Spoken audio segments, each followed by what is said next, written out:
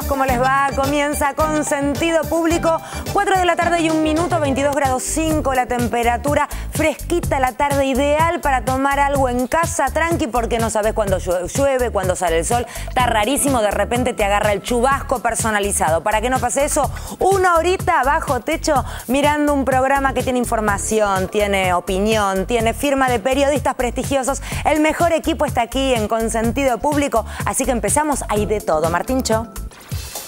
El Congreso dio media sanción a la ley de presupuesto. Obtuvo 141 votos a favor, 104 en contra. También le dio media sanción al paquete de leyes económicas. El Alfred te va a contar todo, ¿eh? El gobierno canceló 2.400 millones de dólares del bono cupón PBI. ¿Qué querrá decir esto? Alfredo lo va a explicar. Utilizó reservas que no se vieron afectadas por las compras del Central en el mercado. Teléfono para Zayat.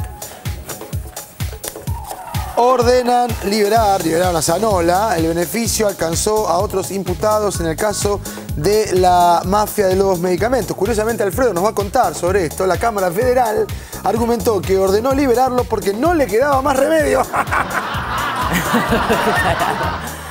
Se presentó un nuevo libro sobre la ley de medios, Ley 26.522, hacia un nuevo paradigma en comunicación audiovisual. Nos visita Mariana Baranchuk, que es la coordinadora de esa publicación. Vamos a estar hablando de la ley de medios, muy, pero muy interesante. También nos visita el empresario de la carne, Ricardo Brucese, propulsor del plan, Carne para Todos. El plan, ¿podría estar en la canasta navideña? Canasta para todos. Ahí va una risa, que no se le... Ja. Ja, ja, ja, ja, ja, ja. Vías de comunicación, Martín. www.tvpublica.com.ar. Ah, mire, me vio sin anteojos, sí. Qué raro él. Ahí estoy. Aquí está todo, ¿eh? Un señor ayer, un taxista me preguntó, me dice, pero si por ejemplo yo hay algo que quiero ver de hace una semana, ¿está? Búsquelo, lo va a encontrar. El Consentido Público Facebook es así, lo buscas fácilmente, pones Consentido Público. Mucha gente ya está anticipada y pregunta cosas que se van a desarrollar en el programa. Así que gracias a todos porque participan de esa manera. El Twitter es @tv_publica y el mail consentido@tvpublica.com.ar. Muy bien, señor. Le dedicamos el programa a Laurita, nuestra asistente de piso de cumpleaños ayer. Reina absoluta, una genia, una profesional de primera. Feliz cumple. ¿15? Bien, bien. Parece de 14, ¿eh? Vamos a desearle feliz día a todos los camioneros. Hoy es el día del camionero, exactamente. Martín. ¿Por qué hoy? Un 15 de diciembre de 1967 se celebró el primer convenio colectivo de trabajo de los camioneros. Entonces, a partir de allí queda esta fecha. Bueno, la generan de todos los años, se festeja. La eligieron como el Día del Camionero y, por lo tanto, no hay recolección de basura, porque sepamos que los señores camioneros... Ay, qué suerte que me avisaste. De la recolección de la basura son los que manejan el medio camión, digamos así. Ay, les mando un beso a mis recolectores que los adoro. No me conozco, nos saludamos, nos sacamos fotos, son amorosos. Y entonces... Sí. Vamos ahora a hablábamos del Día del Camionero y ahí veíamos la imagen de un señor que qué revuelo armó hoy. Y muchas preguntas que hay en nuestras vías de comunicación que Martíncho hacía en referencia a quién podía explicar algunas cosas que dijéramos ya no en el discurso de hoy. Vamos con un pequeño fragmento y después un regalito de fin de año para Alfredo Zayat. Y hoy me he enterado que con toda justicia, porque no hay nada que compruebe lo contrario, ha quedado en libertad el compañero Zanola. Porque hoy cualquiera es oficialista. Claro, con el 54% cualquiera es oficialista. Los trabajadores no extorsionan a nadie. Los trabajadores no chantajeamos a nadie. Los trabajadores reclamamos legítimamente lo que nos corresponde, caballero.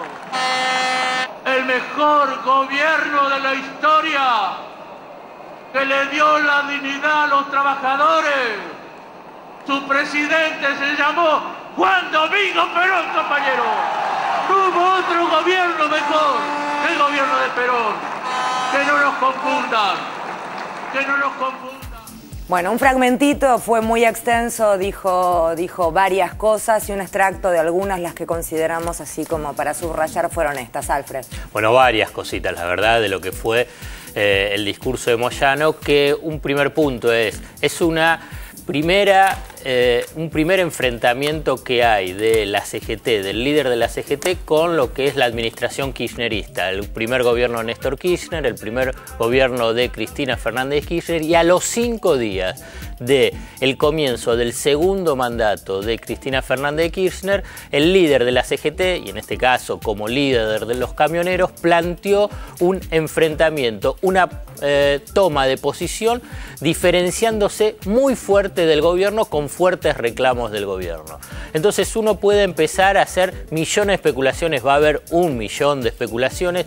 Lo que sí para mí hay que remarcar es que aquí hay una disputa sobre espacios de poder, disputa sobre representación política en esos espacios de poder y una disputa sobre recursos, para decirlo de una forma bien diplomática. Moyano lo diferenció claramente, esto lo que yo te estoy diciendo. Habló de una disputa política y lo que representa ser hoy ser peronista, y por consiguiente dice renuncia a los cargos que tiene como vicepresidente en el PJ provincial y en el Consejo Nacional del PJ Nacional. Pero también hay que decirlo, esa cáscara vacía que mencionó Moyano ya era una cáscara vacía. No es que la cáscara vacía empiece a ser ahora y por eso se va, sino que la verdad que durante todo el periodo kirchnerista el PJ como estructuras formales siempre fue una cáscara vacía. Esto es para contextualizar este aspecto, como dice, y renunció a los cargos. La verdad que el PJ dejó ya hace bastante de ser esa fuerza a nivel formal te estoy diciendo, no lo que representa en sí políticamente. Eso es en la formalidad. Después también volvió sobre uno de los aspectos que me parece importante de cuándo comienza esa tensión entre Hugo Moyano y Cristina Fernández de Kirchner en la conformación de las listas. Por eso te dije uno de los puntos, disputa sobre espacios de poder. Y recordó nuevamente cómo dirigentes del peronismo tradicional, y en última instancia se estaba refiriendo a sectores sindicales, quedaron desplazados por nuevas figuras del peronismo o del kirchnerismo a partir de la propia decisión de Cristina Fernández de Kirchner. O sea, un primer punto sobre espacios de poder político. Después habló sobre lo que eran los recursos. Habló que el gobierno, a partir del 2008-2009, con la gestión de Graciela Ocaña en el Ministerio de Salud, empezó a retasear los fondos a las obras sociales. Sería muy amplio de explicarlo, pero simplemente lo puntualizo porque si no, no puedo avanzar sobre los otros puntos, que es el APE, digamos, una gran caja de compensación a partir de lo que son las operaciones más complejas médicas, vinculadas con oncología, con HIV y con discapacidad. Bueno, según Moyano, ese fondo que tiene que ser redistribuido entre los sindicatos de las obras sociales sindicales alcanza entre 12.000 a 15.000 millones de pesos. Otras estimaciones hablan de 11.000 millones de pesos. Lo cierto también es que la transparencia de esa asignación de recursos como de la utilización de los recursos dejaba mucho que desear.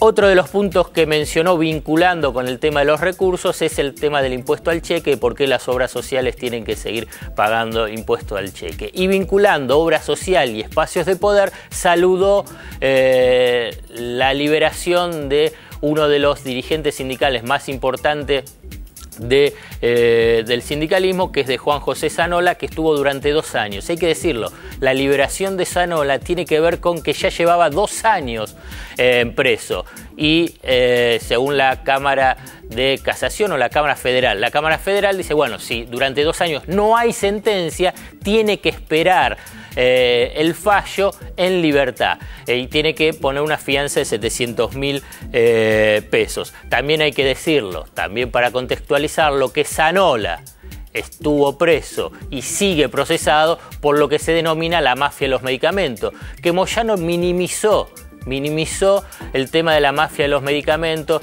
la falsificación de troqueles, el otorgamiento de medicina a pacientes que en realidad eran placebos. Me parece que tiene una dimensión, el tema de los mafias y los medicamentos, que excede esa frase así liviana, pero ahí se habla de, como te vuelvo a repetir, esa disputa de espacio de poder.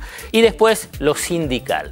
Habló que los reclamos no son extorsiones o chantaje. Esto fue un mensaje directo a Cristina Fernández de Kirchner a partir de el discurso que hizo la presidenta, vinculando, pero puntualizando sobre algunos de los reclamos. Es obvio que los reclamos sindicales no son todos chantajes. Pues la verdad, el sindicalismo, los trabajadores reclaman, y es así y es justo que reclamen por sus derechos como por su salario. Me parece que ahí empieza ya una discusión semántica o de espacio sobre lo que significa reclamo y chantaje, que no hace al hecho en sí, sino que hace a, como te decía, a lo que era espacios de poder. Y después vino los reclamos vinculados con el tema sindical, que es el aumento del mínimo no imponible, asignaciones familiares por encima de los trabajadores que ganan 5.800 pesos y que no lo cobran, y para las paritarias, en negociación de paritarias.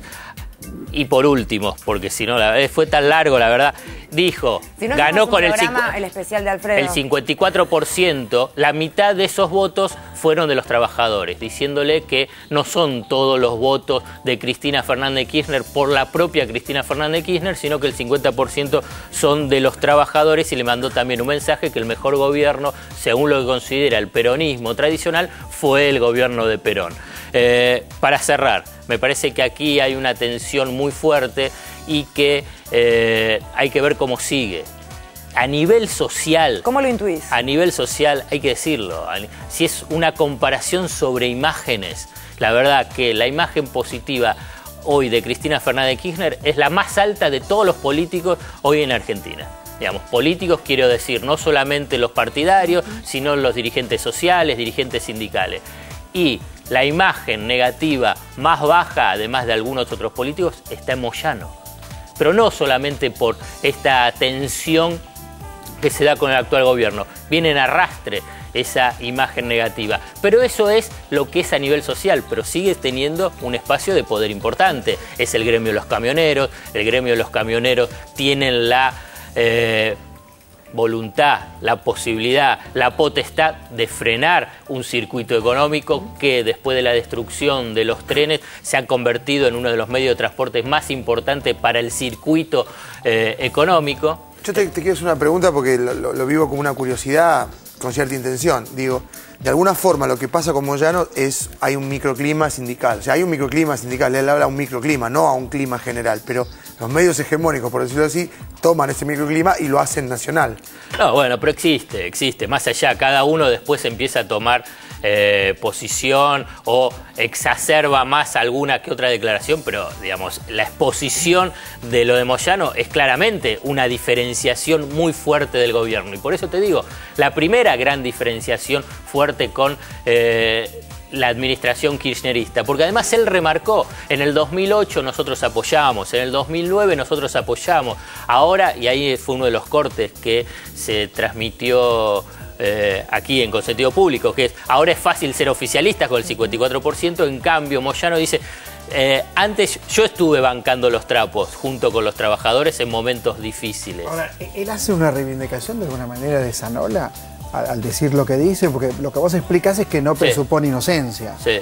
Digamos, la libertad no está diciendo que la justicia dice Zanola es inocente. El gremio de Moyano también así. estuvo investigado y está investigado también en el mismo paquete que lleva adelante esta causa judicial por la mafia de los medicamentos. Por eso. O sea que no es casual. No es casual. Bien. Así es. La última, y ya cambiamos de tema. Te preguntaba cómo intuías que pueda llegar a resolverse, si es que vos que tenés como un olfato más por estar en tu laburo, una cosa más política. El tema de dureza, yo no lo llamaría ruptura. En el peronismo a veces con el tema de las rupturas después se vuelven a juntar, ¿no? Como que decían, se pelean para reproducirse. Sí. Somos como los gatos, decía el general.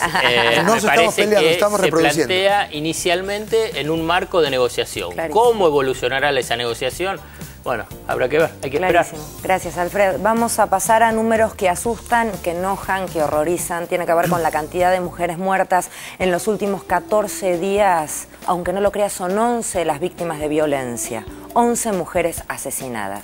Escalofriante estadística en estos primeros días del mes de diciembre, 11 femicidios. Y esto es asesinatos de mujeres por el hecho de ser mujeres. En las últimas horas, entre martes y miércoles, 2 mujeres más y una tercera que agoniza en La Pampa. Me recordaba Liliana Mana, productora del programa, que empezamos el año en Consentido Público hablando de los femicidios y el problema de la violencia de género. Y lamentablemente terminamos el año con este tema también porque tiene que ver con que es un problema social que nos atraviesa. Y como siempre decimos, el caldo de cultivo que genera esto es la violencia machista. Estos no son casos aislados, tienen una matriz común que tiene que ver con la discriminación hacia las mujeres en la sociedad, con este lugar de segunda que ocupan y con que algunos hombres consideran que tienen poder sobre sus vidas a tal punto que pueden disponer de sus cuerpos y en algunos casos, en los casos extremos, hasta matarla. Esta época del año, fin de año, las fiestas, se exacerban los sentimientos de amor y también los de odio y agresión. Por eso creo que hay que tener mucho cuidado y que si vos tenés miedo o sentís que podés estar amenazada, pidas ayuda a tiempo. Creo que esto lo tenemos que reflexionar, seguir pensándolo como sociedad y que hace falta mucho por hacer en este sentido de sensibilizar, concientizar y trabajar en la prevención. Por eso es tan importante trabajar en las escuelas con lo que es la igualdad entre hombres y mujeres, y creo que esto nos va a ayudar, además de, por supuesto, que la justicia trabaje con perspectiva de género, que esté atenta a quiénes son las víctimas de violencia de género y que les dé ayuda en su momento y como corresponde. Hemos visto los últimos días, este fin de semana, con el caso de Carla Figueroa, cómo la justicia no respondió como debía. Bueno, ojalá que el año que viene no sea un tema que esté tan presente en Consentido Público, el tema de los femicidios, el asesinato de mujeres por el hecho de ser mujeres. Pero después tenemos declaraciones de Zaffaroni, del juez Zaffaroni, con respecto al caso del que hacía mención Mariana recién. Vamos ahora a cambiar de tema, te invitamos a un festival. Hoy a la noche se viene un festival que por los invitados que tiene ya promete ser maravilloso. Es a beneficio de hijos, de madres, allí en el Centro Cultural Nuestros Hijos, donde funcionaba la ESMA, Osvaldo.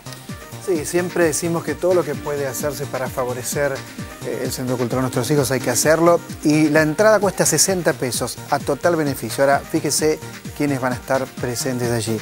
Lidia Borda, Rita Cortese, Teresa Parodi, Carolina Pelleriti, figuras de primer nivel, Hernán Lucero, Laura Peralta, Hernán Cucuza Castielo, Moscato, Victoria Morán, Casiana Torres, Amílcar Ábalos. Es una verdadera fiesta y les cuento que este espectáculo se hacía en otro lugar todos los jueves del año 2010 en el Café Rivas del barrio de San Telmo, y esta va a ser la única función que hace en el Ecuni. Es una ocasión imperdible, absolutamente imperdible para disfrutar de una velada excepcional. Y por supuesto ahí está Rita Cortese, gran cantante de tangos, además de gran actriz. También la pueden ver Fernando Noy, la pueden ver en el Teatro Cervantes haciendo Mateo, Teresa Parodi, en fin, un elenco impresionante, realmente impresionante, decía Casiana Torres, Amílcar Ábalos, músicos de primera que además trabajan aquí haciendo un encuentro donde incluso abordan repertorios que no son los repertorios que hacen habitualmente. Todo esto ¿por qué? Por la ductilidad que tienen para actuar y también por la alegría, el fervor y la pasión que ponen de estar colaborando con una causa tan justa como es en un lugar donde se sembró el horror, ahora se siembra la fiesta y la alegría. La cita es en Libertador 8465 a las 20 horas y reiteramos, el precio de la entrada es de 60 pesos, un precio más que accesible y para una buena causa. Así que están todos invitados hoy a las 20. Vamos a darle la bienvenida ahora a Mariana Baranchuk. Mariana es coautora del libro Ley 26.522 hacia un nuevo paradigma en comunicación audiovisual. Aquí tenemos el libro, que en realidad el libro en sí mismo no, la ley que ha provocado tanto revuelo, tanta polémica. ¿Vos tenés algo que ver con esa ley? Nosotros entramos en el equipo de Gabriel a trabajar. Gabriel Mariotto. Sí, de Gabriel Mariotto a trabajar, a apoyarlo a él en lo que fue todo ese proceso arduo y que culmina parte de su gestión también con la salida de este libro que me tocó coordinar. Que está prologado por Gabriel Mariotto, está prologado, ¿verdad? Por Gabriel. Y a ver, ¿y qué me encuentro con el libro? ¿Puedo entender la ley? ¿Puedo entender por qué, cómo? Sí, Primero, bueno, la introducción que nos hacemos cargo Rodríguez Ucé y yo da cuenta de la historia de la ley desde que fue necesario tener una ley de la democracia. Esto es, desde que se recuperó el Estado de Derecho. Desde 83. Desde el año 83 hay sectores de la sociedad que venían bregando por esta modificatoria. Lo que después, además, después se centra la mirada en lo que fue todo el debate entre que se presentó el anteproyecto y finalmente entró en el Congreso, en donde por la participación popular, a través de los foros, se lograron muchísimas modificaciones, digamos. Comparar los dos proyectos es bastante interesante, por lo menos para algunos de nosotros. Y después, bueno, viene claramente el cuerpo del libro, donde tenés un primer eje que trata lo que consideramos son los ejes centrales de la normativa: libertad de expresión, participación y diversidad y pluralismo informativo. Para cada uno de esos espacios se transformaron en artículos con especialistas especialmente que trabajaron en eso. Luego todo lo que tiene que ver con los nuevos actores que la ley les da voz, o viejos actores que fueron resignificados, digo, los medios públicos, los medios universitarios, los medios comunitarios, los medios de los pueblos originarios, y también la participación que han tenido en todo este tiempo los trabajadores de la comunicación y la cultura. Hay otro apartado que ya sale del punto de vista de los emisores posibles para decir, bueno, algunas temáticas son específicamente tomadas, como lo que es niños, niñas y adolescentes, y algunos otros sectores que son tenidos en cuenta, sectores en estado de vulnerabilidad. Y por último cierra con una mirada más abarcativa de cómo han visto todo esto desde afuera, una mirada desde Latinoamérica y una mirada desde Europa, con colegas de ambas regiones, un colega de Río de Janeiro y otro de Málaga. Esto es como un conjunto del libro. Bueno, que está ahí y está bueno tomar el libro para saber un poco más. Pero digo, la nueva ley de medios es un poco pionera, ¿no?, en la región y en el mundo, porque ofrece y abre el panorama a un montón de sectores, de colectivos culturales que no estaban siendo tomados en cuenta.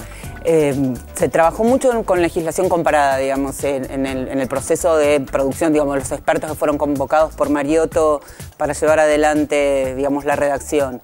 Ha tomado algunas cuestiones que son de las mejores áreas de la legislación de Estados Unidos, de recomendaciones de las organizaciones de libertad de expresión, de Canadá, de la Comisión Europea. Digo, hay mucha legislación comparada que incluso en el texto de la ley esto aparece. Pero sí ha sido, sobre todo en la región, geopolíticamente, ha sido puesto como un ejemplo desde hacia dónde se quisiera ir. Si uno toma algunos ejes que toman las legislaciones y empieza a comparar cómo son tomados los medios que estén privados pero que no pertenezcan al sector comercial, ha habido avances, porque en algunas otras legislaciones están contemplados, pero cuando vas a la letra no pueden tener financiamiento, tienen menos años. Están muy limitados. Sí, o un alcance que mejor te conviene salir con un auto y un megáfono. Mariana, mucha gente que quizás no siguió el paso a paso de la ley puede estar pensando, bueno, ¿a mí cómo me influye? ¿En qué me llega hoy la aplicación de esta ley? ¿Podrías contar brevemente, para el que no está en la cocina, ¿no?, de la implementación, cómo está transformando la comunicación al que está del otro lado? Hoy, ¿hacia dónde vamos? Hoy ya es claramente visible la cantidad de programación infantil en todos los medios. Las 3 horas de programación infantil divididas en 2 franjas horarias, porque también al principio aparecía en la programación infantil de 5 a 8 de la mañana, divididas en 2 franjas horarias, es claramente una muestra de eso. Y despacio, tal vez mucho más lento de lo que uno quisiera, por donde primero se va a ver es en el tema de las cuotas de pantalla. Y no tanto... ¿Qué es una cuota de pantalla? Sí, perdón. El porcentaje, por ejemplo, vos todavía hoy, fuera de Capital Federal, es decir, en todas nuestras provincias, el 65% de lo que se ve proviene de Capital Federal. Con consecuencia, para el sector del trabajo es evidente, pero también para las audiencias, cómo se van perdiendo las identidades regionales. Esto que el caos de tránsito de Capital que se ve en Jujuy, en Salta. Claro, no sabes si podés pasar por tu propia calle, pero sí sabés que está congestionada la General Paz. Digo, el 65% es muchísimo. Con la cuota de pantalla vos tenés, son distintas cosas. Por un lado, limitás la cantidad de horas que pueden entrar en red. Y por otro lado decís, bueno, tanto por ciento cada emisora tiene que producir un mínimo de tanto. Y también a nivel de independientes locales, un mínimo de tanto. Con lo cual tenés un porcentaje de producción hecha o por la emisora de la provincia que sea, más independientes locales, que te va alimentando, ahora, te va cambiando eso. Digamos, a pesar de las medidas cautelares, ¿cuál es la situación hoy de la ley? Digamos, ¿cómo va creciendo a pesar de esto? Por ejemplo, en La Pampa directamente no puede salir una compañía de cables del lugar porque una medida cautelar lo impide. Digo un sitio, por no decir 20 más que conozco. Esa última medida cautelar, bueno, fue primero creo que la de La Pampa. La última medida cautelar que pudo ser revocada es la que vos haces referencia, creo que si no me equivoco es el artículo 30, claro, en donde impedía que las cooperativas de servicio público pudiesen ser, digamos, en realidad la ley lo permitía. Proveedoras de cable. Proveedoras de cable. La ley lo permitía y la cautelar decía que eso era competencia desleal. Cuando además la ley tiene un montón de situaciones, digamos, para que esto no pueda dar, con intervención de Consejo por la Competencia, estaba pautado. Casualmente, en este caso había sido una cautelar de un pequeño pueblo de Córdoba, y la denuncia se hace en Capital Federal, que casualmente cae en el juez Carbone, que es quien tenía el tema del 161, de la cláusula de adecuación a la norma. Que es así de azarosa la vida. Es muy raro, sí. La suerte es loca, el que le toca, le toca. Sí, y además que un pequeño cablero pueda tener los abogados de un gran grupo, también, digo, con lo que cobran. Qué coincidencia. Por eso, a pesar de esto, casualidad. ¿Cómo se va a aplicar? Pero finalmente, bueno, esos le dieron la razón y volvió y ahora está vigente. Se va aplicando más despacio porque lo que uno querría, porque tenés que ir sorteando. Vos pensás que sale la ley, un año entero estuvo parada. Digo, por la cautelar sobre toda la ley, sobre algunos jueces que ahora están prófugos. Digo, también en esta ley de, no por la ley, sino por su actividad durante la dictadura en Mendoza, digo, también en estas situaciones azarosas. Hay gente que ha huido. Sí. Con lo cual de antes. ¿Y el capítulo de la desinversión? El capítulo de la desinversión tiene una cautelar solo para el Grupo Clarín. Está bien. Solo para el Grupo Clarín. Solo para el Grupo Clarín, porque le dieron un tiempo razonable. Bueno, pero de a poco lo cierto es que se va poniendo en marcha. Se va poniendo en marcha y algunas cosas. Que lleve determinado tiempo. Va a llevar más tiempo. 27 años llevó poder cambiar la ley. Por eso. Tenemos el ya juvenil incluido de que ya quiero ver todos los cambios. Es muy complejo y ninguno sabíamos que era una batalla durísima, pero nadie pensó que la batalla terminaba el día que promulgábamos la ley. Democratizar las comunicaciones. Está clarísimo. Es complicado. Pero además, para que salga bien también, las cosas llevan su tiempo. Y me parece que es interesante también que cada cuestión se haya debatido, en fin, viéndolo desde un lugar de buena voluntad y buena fe, ¿verdad? Así que la ley ya está. De a poquito se va poniendo cada vez más en marcha. Y el libro, si querés entender algunas cuestiones un poquito más complicadas o te interesa la temática, está también en las librerías, ¿verdad? Sí, y se presenta este lunes próximo, lunes 19, a las 19 en la Biblioteca Nacional. Nos hace el honor Mario Weinfeld de presentarlo, y todos los autores y el autor del prólogo, vicegobernador de la provincia de Buenos Aires, también van a estar presentes. Bueno, muchísimas gracias por haber venido, por ocuparse de estos temas que son tan interesantes para todos. Así que muchísimas gracias. No, gracias a vos. En el bloque que viene estamos hablando con uno de los propulsores del plan Carne para Todos. Vamos a hablar por qué, de qué manera se sigue implementando, sí, dónde, cuál es el precio, todo esto en el bloque que viene.